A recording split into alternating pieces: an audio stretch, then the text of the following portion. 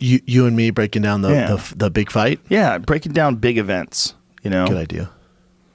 Like, if I didn't work for the UFC, I would love to go there and just, like, cover the weigh-ins as, like, a spectator. But as unfiltered, no production, you and me just talking shit. Yeah, Yes. Like, I don't like doing the weigh-ins.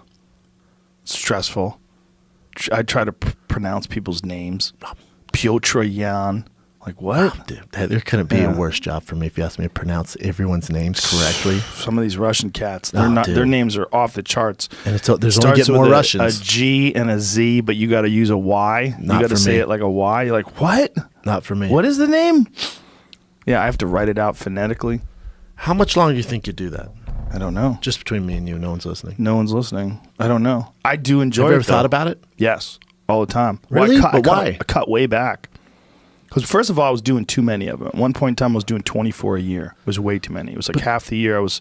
Half the weekends in the year, I was flying somewhere to go to the UFC. But that's when you did international as well. Yep. Yeah, it was too much. And that was before the UFC really, they started adding a bunch of people. Yeah. And it took a lot of the weight off of me. Yeah. I'm sad they got rid of Jimmy Smith. I think Jimmy Smith's really good. I think he's really good, but sometimes it's just not a fit. Like I didn't find him, and maybe he didn't get his fair shot. I think he's one of the best commentators in the world, but it never felt right. Maybe because he didn't get to do it enough. He's brilliant at his job, but it never felt right to me. It was like watching Joe Montana play for the Chiefs. Well, I'm selfish. He's my friend. I was happy he was there. I think he's really good. I love Jimmy. I'm not saying I think he's great. I think he's going to go on. So whoever finds him can be lucky. But it never, like, the writing was on the wall because you would see DC, who's amazing at it, see Paul Felder, who's amazing at it, Dominic Cruz, Michael Bisping. It's like, well, of course Jimmy's not going to have a job. Like, they're going to use the in-house guys. That's what's the direction they're going. Yeah, I guess so. I wonder if he could do play-by-play. You know, like when the ones on Anik doesn't want to do. Anik does all the. Hey, Anik, go home to your kids. Don't you have like 7 daughters? Dude, go home to your fucking kids. John knows I love him, but I see him at Brazil, and then he'll post like 2 days sleep, been on the road 19 days in a row. I'm like, dude, go home, bro. You can't.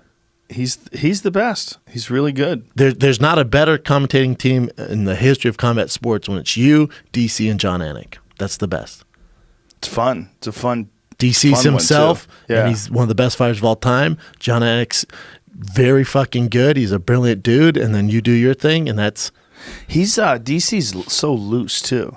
Like he makes it silly. He's a special dude. Like when Rose knocked out Joanna Jędrzejczyk, he's like Thug Rose. That's what you want. Thug Rose. You can't pay for that. That's natural. No, you either got it or you don't, and he has it. Yeah, that's his future, man. Yeah, that's his future. Yeah, well, that's why everybody kind of wants him to retire.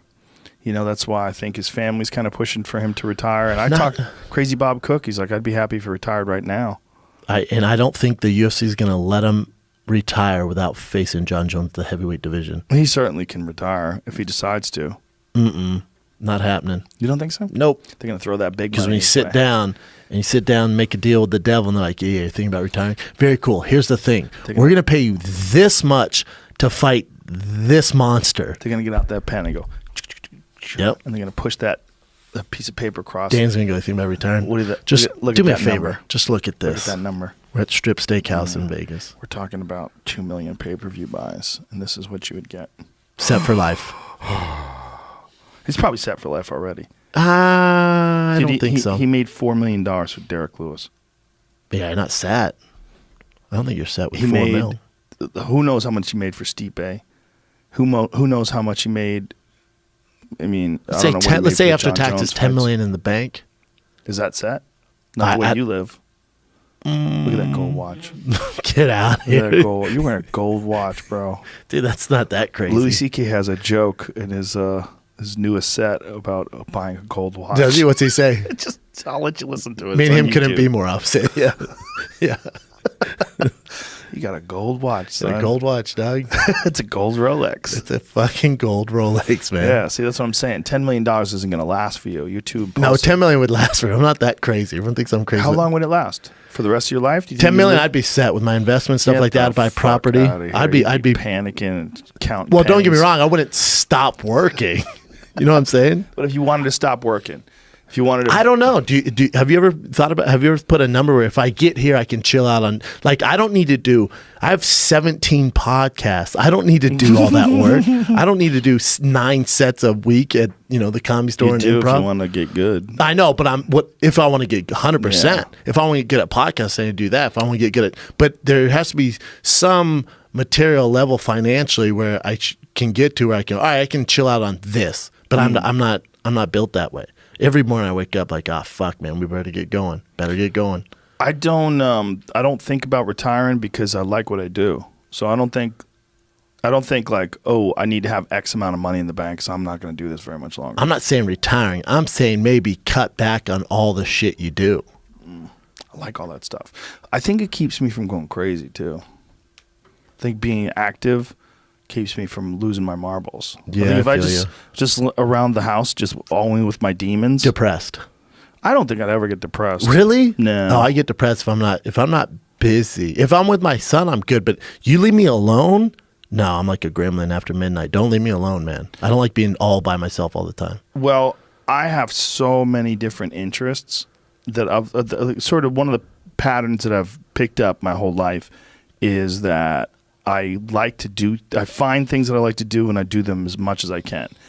I have so many different things, whether it's archery or martial arts, or I'd join the fucking pro pool tour. I would do something. See, but everything you're talking about, what you're good about too, though, is you're doing that with friends. Like some of your friends are the best in the world at those things you just mentioned. So it goes hand in hand. That helps. If you were alone with no friends, that shit is very That's when I can get a little dark. If you leave me, like, Yes. my brother goes on the road to me all the time. I've done tons of dates. And when he's not with me and I'm in that room all by myself for like 3 or 4 days, I'm like, I'm not happy, man. I'm not doing well. I don't know. It's probably something I need to talk to someone about, but I don't know. That is a depressing thing when you're alone on the road. I used to do those gigs on the road with no opening act, like way back in the day. Yeah, that's what I would work with a local guy, and it was just not fun. If the local guy was cool, it was great. We had a good old time, and it was fun. I like everybody, but if I'm all set on friends, so if you're not in my group, I don't want to spend time, like, I'm not going to go to eat with you. I'll see you at the venue, man. Like, I don't want to get to know each other. You don't want to get to know anybody No, new? Really? no, not really. Your book's closed. It's a lot of energy, man. I talk for a living, so If you didn't have to work ever again, what would you do with your time? Like, so what if, say, you hit the lottery, you won $500 million, you never have to work again? I would still do stand-up and podcasting. Really? Guaranteed, yeah. Wow. If I'm not busy, like, I like being stupid busy. Like, I didn't, like, Theo and I have a new podcast. I didn't need to do that. I already have my show on Showtime. But yet you did need to do that. Because I love doing it. Well, it's not for a financial thing. It worked